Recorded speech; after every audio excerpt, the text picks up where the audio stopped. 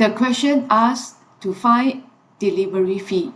$0 if the amount is $60 or more, and if it is less than $60, it will be $5.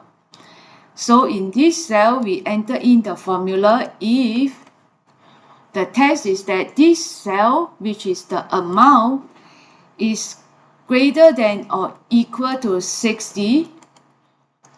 If it is true, then we will put in $0. And if it is less than 60, we will put $5. So now the formula is correct. And how do we calculate the total? Is calculate using the amount plus the delivery fee. So we add these two cells together. Okay, that's all for now.